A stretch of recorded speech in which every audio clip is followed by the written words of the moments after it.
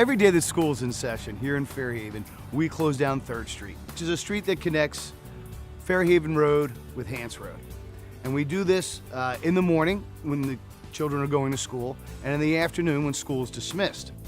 When we do this so they can have a free and safe transition across town. Fairhaven is a unique community. It's a small community.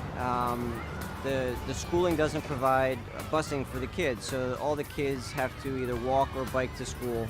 I've only lived in the community for 4 years, but we moved here because in part of the bike-friendly culture. I have 3 young sons, and this was something that was incredibly appealing to us as a family, to be able to get to and from school by bike every day. We have a great police department that shuts down 3rd Street, which is the main venue or the main avenue that goes across the entire town. So the entire community is aware that during certain hours, that road is off limits, and it gives children the opportunity to really move safely. Well, going back about 18 years ago, they passed an ordinance where we would close 3rd Street. And since then, we put signs up. The crossing guards put the barricades out each day.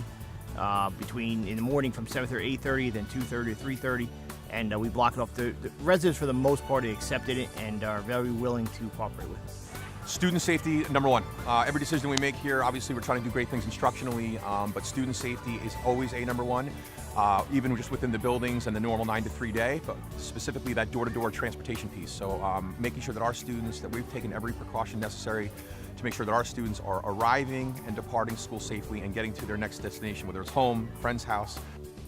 There are a lot of factors involved to make this transition to bicycling to school smooth and safe. We start during our student orientations for new students and let them know that this is an expectation in our community. From the engineering perspective, 3rd Street is located directly in the center of town.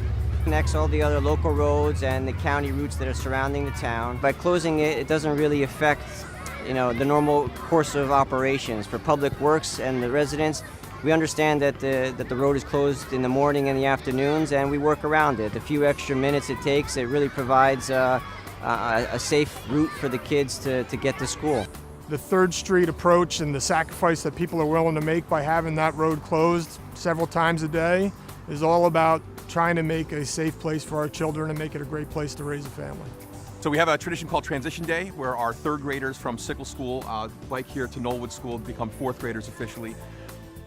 It's a celebratory day, and as you can see, the energy is incredible, but I think it's something, once a kindergartner or a 1st grader learns of Transition Day, they see their first Transition Day, they're really looking forward to it. And it's ingrained in the culture, the fact that the 4th graders ride down to come and get them and symbolically say, okay guys, you're now with us, you're in the big school, really helps a lot of the kids who say may be afraid of going into the big school. So that anxiety and that apprehension is pretty much eliminated. And that kind of culturally in our town speaks a great deal to how we take care of one another. It's very exciting. Our 3rd grade students actually ride their bicycles across 3rd Street, and they go to Knollwood for an orientation. But what's really exciting is to watch the support and love of not only the families of the students, but also all of their neighbors. They line up on 3rd Street with different signs. They've decorated the street with sidewalk chalk. Sometimes you'll hear music playing. Sometimes you'll see balloons, blowing in the wind. And as kids try to ride up that hill, it's a little bit steep. They're encouraged and everyone cheers them on. When they leave Sickles, we have a big trolley here. We have music blasting. We have students outside with signs cheering their friends on. And the whole day is just built upon a lot of excitement, a lot of hope, and it's interesting to watch them actually make that, literally, the transition to the new school. Well, I think this is something that you have to grow organically. You have to have your Board of Education, your police department on board. I think you need to have a good planner, and you need to plan out how this will actually work. So working closely with the borough to make sure that we have the police infrastructure, the crossing guard training and infrastructure to know that we can count on this as an everyday piece. This would not work, for instance, if people were forgetting to put the horses up at 3rd Street to close them down, if we had crossing guards who weren't as committed to this as they are.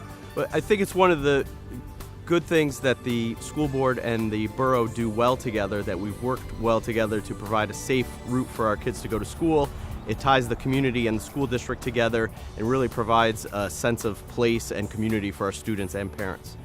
Standing here in the middle of all these bikes, whether it's here or at Sickle School, it's amazing to see how many kids ride their bikes to school. And it's not just kids, you see their parents riding with them. It really is a cool thing. It brings home that sense of community that Fairhaven is and that everyone feels as soon as you move here.